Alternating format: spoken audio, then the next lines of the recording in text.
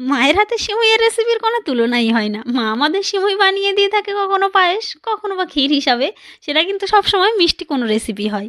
তবে আপনাদের মাঝখানে আমি শেয়ার করব সিমুইয়ের একটা ঝাল রেসিপি। এটিকে ভার্মিসিলি পোলাও বা সিমুইয়ের ঝাল পোলাও বলা হয়। একটা পাত্রে অল্প পরিমাণ তেল নিয়ে গোটা গরম মশলা, জিরে ফোড়ন দিয়েছি। তারপরে একটা কাঁচা লঙ্কা আর পেঁয়াজ কুচি দিয়ে একটু নাড়াচাড়া করেছি। অল্প পরিমাণ আদা রসুনের পেস্ট ও লবণ দিয়ে আবারও একটু নাড়াচাড়া করেছি। হাতের কাছে যে সবজিগুলো ছিল, গাজর, ক্যাপসিকাম, বিনস, মটরশুঁটি এবং টমেটো দিয়ে একটু নাড়াচাড়া করেছি। অল্প পরিমাণ জিরে গুঁড়ো ও হলুদ গুঁড়ো দিয়েছি। আপনারা চাইলে এখানে হলুদ গুঁড়োটা স্কিপ করতে পারেন। তারপর ড্রাই রোস্ট করে রাখা মোটা সিমুইটা দিয়ে একটু নাড়াচাড়া করেছি। প্রয়োজন মতো জল দিয়েছি। যতটা সিমুই দিতে হবে ঠিক ততটা জল দিতে হবে। এরপর আবার ঢেকে দিয়ে 10 মিনিট লো ফ্লেমে বয়েল করে নিলে কিন্তু একদম রেডি হয়ে যাবে। অবশ্যই নামানোর আগে লবণটা দেখতে হবে কিন্তু। আমি এখানে ভালো স্বাদের জন্য 1 চামচ ঘি ব্যবহার করেছি।